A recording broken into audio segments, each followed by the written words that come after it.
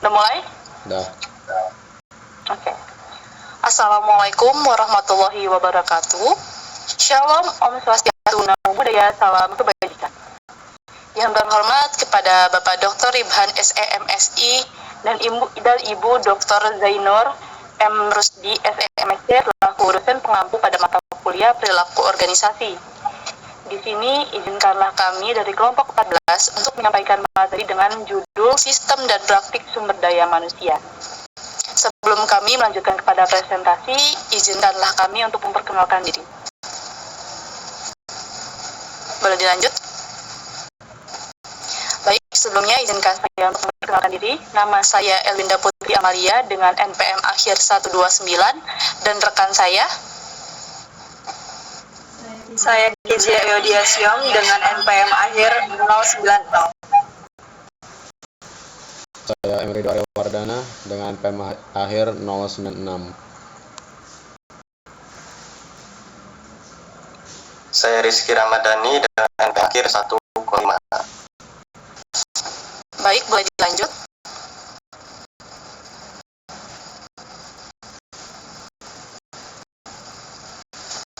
Untuk materi pertama akan disampaikan oleh saya kepada Kezia, dipersilakan. Oke, materi pertama adalah rekrutmen. Rekrutmen ini merupakan tahap pertama dalam sistem sumber daya manusia dan menjadi kunci utama dalam proses menentukan kualitas tenaga kerja. Proses ini membutuhkan biaya yang besar, rata-rata sekitar $4.425 atau dirupiahkan sekitar 66 juta. Karena itu banyak manajer sumber daya manusia menyebut rekrutmen dan seleksi sebagai masalah utama yang menentukan apakah organisasi dapat memperoleh karyawan berkualitas tinggi sekaligus mengurangi tingkat turnover. And next, merupakan daya tarik pelamar. Ketertarikan seorang pelamar dipengaruhi oleh berbagai faktor, mulai dari gaji, reputasi organisasi, hingga peluang karir yang ditawarkan. Selain itu, kesesuaian nilai pribadi dengan budaya organisasi juga menjadi penentu penting. Kesan terhadap rekrut serta keadilan dalam proses rekrutmen, seperti kecepatan respon dan transparansi ikut mempengaruhi keputusan pelamar. Tidak kalah penting, simbol material seperti logo perusahaan, brand image, dan aktivitas di media sosial memberikan sinyal nilai-nilai organisasi. Okay, next, referral hiring. Perekrutan ini melalui rujukan banyak yang digunakan oleh perusahaan karena dianggap efektif. Kandidatnya biasanya datang dari rekomendasi karyawan yang sudah ada atau melalui jejaring profesional. Keuntungan dari metode ini adalah kandidat lebih sesuai dengan pekerjaan yang dibutuhkan, onboarding berjalan lebih mudah karena sudah ada ikatan sosial, serta loyalitas dan kinerja cenderung baik.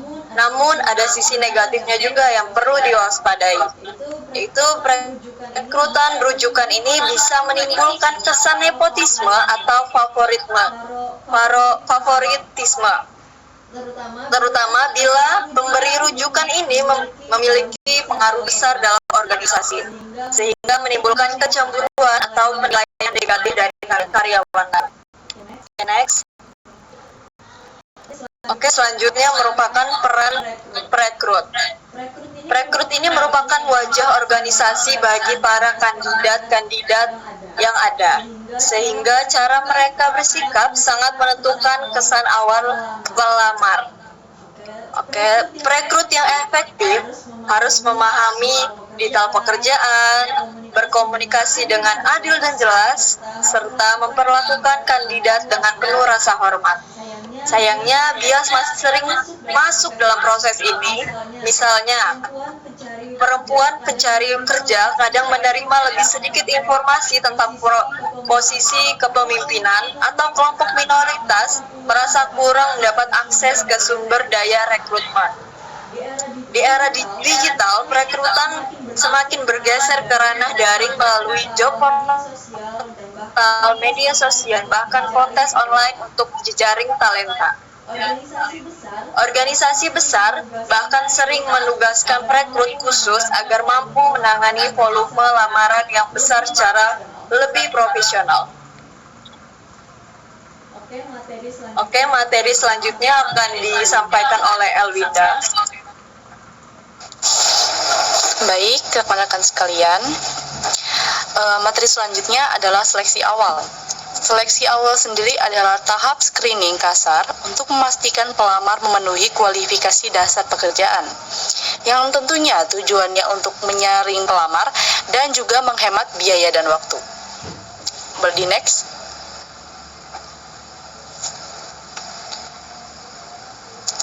Metode seleksi awal itu sendiri, yang pertama itu ada yang namanya formulir lamaran, yang dimana penyaringan awal informasi yang kualifikasinya dibutuhkan untuk menyelesaikan suatu tanggung jawab. Selanjutnya ada resume dan juga surat lamaran. Resume itu sendiri berisi data diri yang biasanya berupa dokumen, itu jika tertulis, dan juga bisa juga sebagai resume video. Disandingkan dengan surat lamaran karena dari surat lamaran sendiri itu bertujuan untuk melamar suatu pekerjaan, dan resume itu berisi dengan kualifikasi diri kita yang akan diberikan bersamaan dengan surat lamaran tersebut.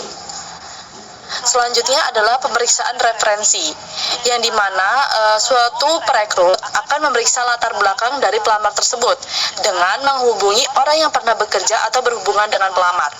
Namun pada tahap ini masih banyak juga perusahaan ataupun atasan-atasan yang tidak ingin memberikan tanggapan pada pernyataan ini karena mereka tidak mau mengambil resiko yang akan berpengaruh pada perusahaan mereka. Selanjutnya itu ada surat rekomendasi, yang dimana pemeriksaan latar belakang lain yang sangat umum, namun hampir semua bersifat positif. Kenapa hal tersebut dapat terjadi? Karena pelamar juga berpartisipasi dalam pembuatan surat tersebut, yang dimana kemungkinan besar mereka akan memberikan respon positif terhadap diri mereka sendiri, agar menunjang sisi positif pada kualifikasi diri mereka. Selanjutnya itu ada pemeriksaan media sosial informal, yaitu pencarian elektronik untuk menemukan informasi latar belakang kandidat, atau yang biasa kita kenal sebagai jejak digital. Adapun pemeriksaan riwayat kredit, yang dimana banyak digunakan untuk pekerjaan non-perbankan, yang dimana dilakukan karena kinerja dan perbedaan individu diprediksi oleh skor kredit. Jadi di sini itu manajer berperilaku untuk menghilangkan sifat diskriminasi karena takut adanya perbedaan respon antara pelamar yang satu dengan pelamar yang lainnya. Dan metode yang terakhir adalah pemeriksaan latar belakang kriminal, yang mana kita sendiri juga tahu bukan kalau misalnya orang yang memiliki catatan kriminal akan sulit untuk mendapatkan pekerjaan. Boleh di next?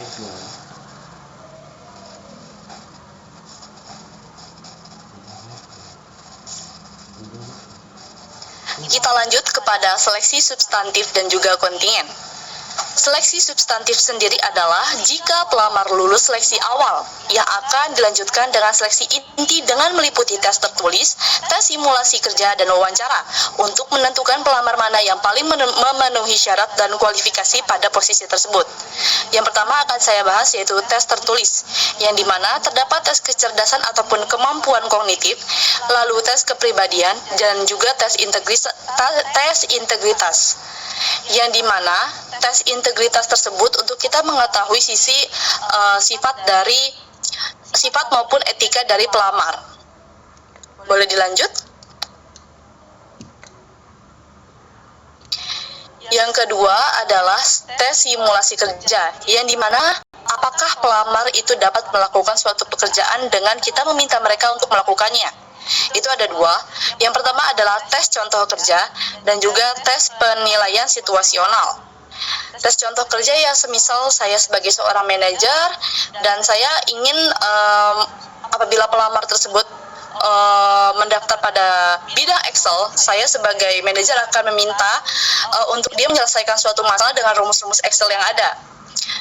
Kemudian untuk tes penilaian situasional sendiri, apabila kita dihadapkan, misalnya saya sebagai seorang pelamar dan di depan saya ada seorang customer yang komplain atas suatu produk yang kita tanggung jawabi, di sini saya akan, jika diposisikan lagi sebagai seorang manajer, otomatis saya akan menyeleksi bagaimana di antara kedua pelamar ini yang responnya paling baik. Dikarenakan respon kepada seorang customer itu akan menentukan keloyalitasan dari customer tersebut terhadap perusahaan kita. Jika terdapat ada respon yang paling positif, itu yang akan menjadi kualifikasi tertinggi untuk mencapai ataupun mendapatkan posisi tersebut. Boleh dilanjut?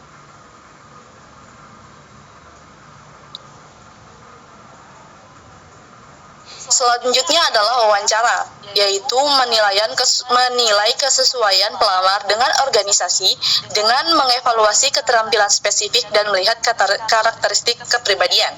Yang kita tahu pada wawancara sendiri itu kan face to face antara HR dan juga pelamar.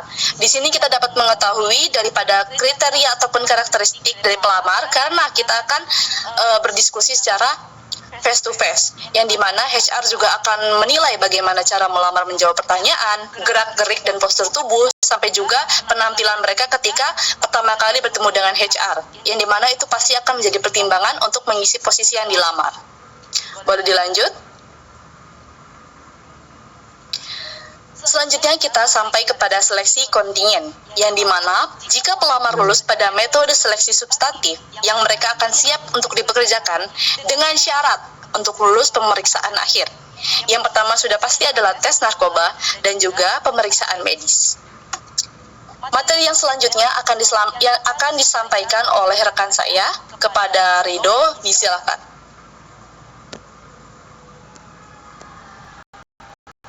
Baik, selamat siang Pak, izinkan saya. Baik, selamat siang Pak, izinkan saya untuk melanjutkan presentasi ini dengan topik yang sangat penting dalam sumber daya manusia, yaitu pelatihan dan juga pengembangan. Perlu kita pahami bersama bahwa kompetensi karyawan itu bisa menurun seiring dengan waktunya, apalagi jika tidak ada pembaruan keterampilan. Oleh karena itu, pelatihan itu menjadi investasi yang sangat strategis. Tujuannya yaitu jelas, mentransfer keterampilan, pengetahuan, dan kemampuan relevan langsung ke pekerjaan. Pelatihan juga mendukung peningkatan karir individu dan penguatan kualitas SDM organisasi. Jenis pelatihan dapat dibedakan berdasarkan tempat. Yang pertama yaitu on the job training, seperti rotasi kerja, magang, ataupun sistem pendampingan. Lalu ada juga yang kedua yaitu off the job training, mencakup lokakarya, e-learning, mobile learning, MOOC, webinar, hingga universitas korporat. Next. Baik, berlanjut ke poin kedua yaitu konten pelatihan. Materi pelatihan itu bisa sangat beragam, mulai dari keterampilan teknis seperti penggunaan software dan coding, hingga keterampilan lunak seperti komunikasi, etika kerja, dan pengelolaan emosi. Yang perlu digarisbawahi di sini adalah pelatihan itu berbeda dengan pendidikan. Kalau pendidikan itu cenderung fokus pada teori, pelatihan lebih menekankan pada penerapan langsung dalam dunia kerja. Lalu ada metode pelatihan. Metode pelatihan itu bisa dilakukan secara yang pertama formal, yaitu melalui kelas atau program terstruktur yang biasanya disediakan oleh bagian SDM. Lalu yang kedua informal, seperti mentoring spontan, diskusi kolaboratif, dan pembelajaran berbasis pengalaman. Untuk merancang pelatihannya lebih efektif, dikenal dengan mode ISD atau ADDIE yang mencakup 5 tahap. Yang itu pertama adalah analyze, yang kedua adalah design, ketiga development, 4 implementation, dan terakhir adalah evaluate. Selain itu, pembelajaran yang bersifat aktif dan interaktif kini makin diutamakan. Model ini mendorong eksplorasi kerja tim serta membangun kepercayaan diri para peserta. Khususnya di era digital, e-learning semakin populer karena sifatnya yang fleksibel, interaktif, dan juga mudah diakses. Next. Bisa dilanjut? Oke. Terakhir mari kita bahas mengenai bagaimana mengevaluasi efektivitas pelatihan. Ukuran keberhasilan pelatihan itu bisa dilihat dari berbagai aspek, seperti kepuasan peserta, peningkatan pembelajaran, penerapan hasil pelatihan di tempat kerja, dan pengukuran return on investment atau ROI. Pelatihan akan lebih efektif jika didukung oleh budaya kerja yang kondusif. Dan yang terpenting, investasi dalam pelatihan yang tepat akan memberikan hasil positif berupa peningkatan produktivitas, innovation, dan kinerja karyawan. Lanjut kita ke materi manajemen kinerja. Manajemen kinerja yaitu proses untuk menilai seberapa baik individu maupun tim dalam mencapai target kerja. Namun sayangnya, proses ini sering tidak efektif. Banyak karyawan justru merasa cemas karena penilaiannya tidak membangun, bahkan kadang mengandung komentar yang bias atau tidak profesional. Nah, dalam manajemen kinerja ini ada 3 fokus utama. Yang pertama itu kinerja kerja itu sendiri. Yang kedua OCB atau Organizational Citizenship Behavior, yaitu perilaku positif seperti suka membantu tanpa disuruh, inisiatif. Lalu yang ketiga ada CWB atau Counterproductive Work Behavior. Misalnya bolos, gosip, berlebihan, dan juga sabotase kerja. Next slide.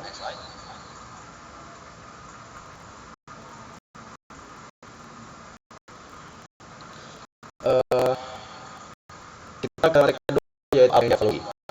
Lalu apa saja sih yang bisa dievaluasi dari kinerja? Itu ada. Yang pertama hasil kerja, seperti berapa banyak yang diselesaikan, tapi ini bisa dipengaruhi juga oleh faktor luar.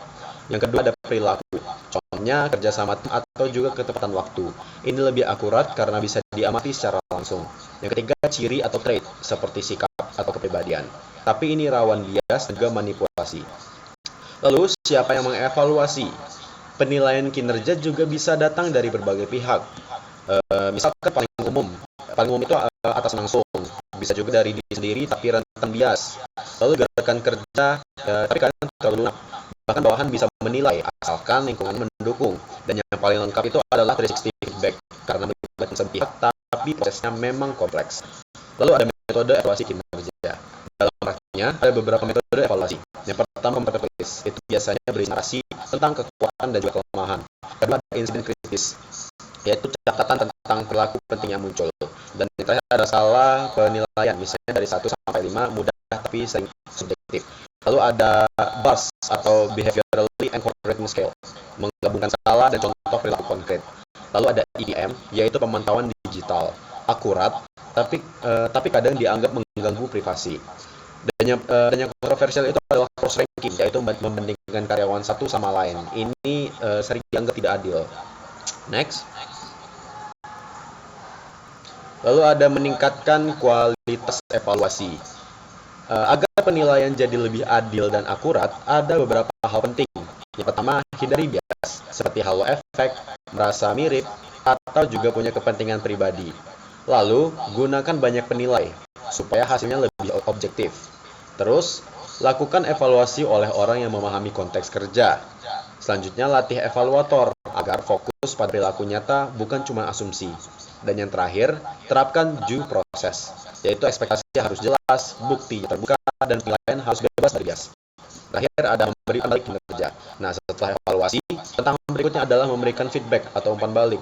Banyak manajer takut menyampaikan kritik karena takut konflik. Di sisi lain, karyawan pun bisa jadi defensif. Nah, solusinya, latih sesi feedback yang jujur, empatik, dan juga fokus perbaikan. Nah, ada beberapa tips agar sesi feedback itu menjadi jujur, empatik, dan juga fokus pada perbaikan. Yang pertama adalah ciptakan suasana yang nyaman. Kedua, gunakan bahasa yang spesifik, bukan menghakimi. Ketiga, pilih waktu yang tepat. Dan yang terakhir, bisa dimulai dari evaluasi diri supaya feedback terasa lebih dua arah. Next. Oke, mungkin itu saja yang bisa saya sampaikan. Selanjutnya akan disampaikan oleh teman saya, yaitu Rizky Ramadhani. Kepada Rizky, dipersilakan.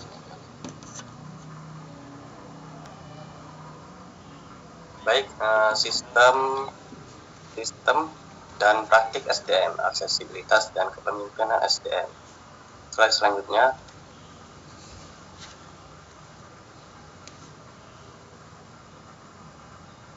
Slide selanjutnya.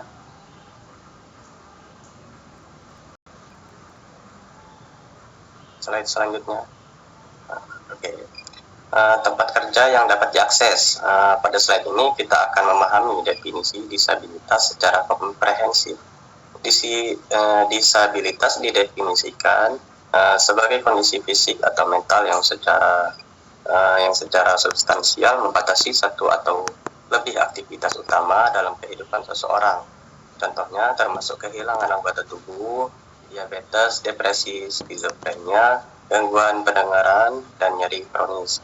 Peran SDM di sini sangat krusial, yaitu memastikan akomodasi yang wajar sesuai dengan hukum yang berlaku, seperti Undang-Undang Penyandang Disabilitas Amerika ada.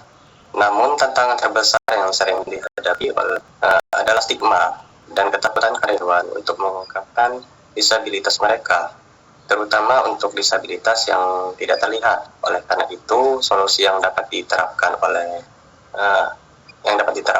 adalah melalui edukasi, kolaborasi antara atasan dan karyawan, serta menciptakan lingkungan kerja yang benar-benar inklusif. Selanjutnya,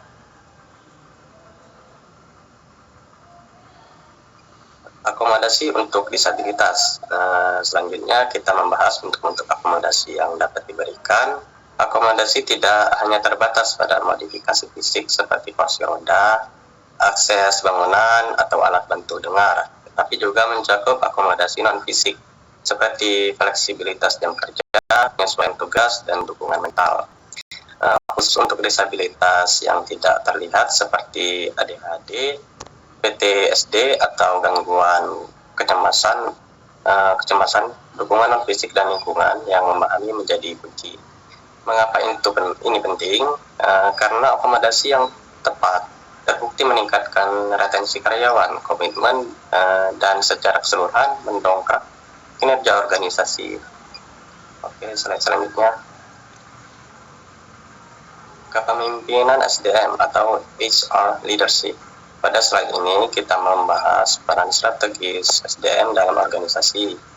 Selain fungsi tradisional seperti rekrutmen dan kompensasi, SDM juga bertanggung jawab untuk merancang dan mengelola program tunjangan, survei sikap karyawan, serta kebijakan ketenaga kerjaan, menangani konflik, proses PHK, mediasi, dan mengelola proses keluar masuknya karyawan. SDM juga memimpin penerapan sistem kerja kinerja tinggi HPWS, yaitu serangkaian praktik yang saling memperkuat untuk mencapai strategi organisasi. Contohnya termasuk program bagi hasil, profit sharing, pelatihan dan pengembangan karyawan, serta pemberdayaan karyawan untuk mengambil inisiatif. Melalui peran ini, SDM tidak hanya mendukung operasional sehari-hari, tetapi juga berkontribusi langsung terhadap pencapaian tujuan jangka panjang organisasi.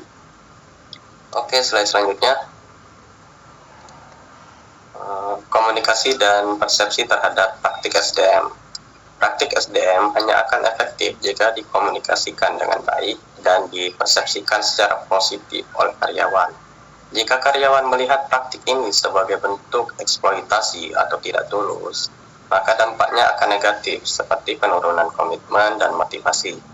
Sebaliknya, jika karyawan memahami bahwa praktik SDM dirancang untuk mendukung pertumbuhan mereka dan kesuksesan organisasi, maka hasilnya akan sangat positif, meningkatkan organizational citizenship behavior atau OCB, komitmen dan retensi karyawan. Oleh karena itu, SDM harus aktif mengkomunikasikan nilai dan tujuan di balik setiap kebijakan dan program.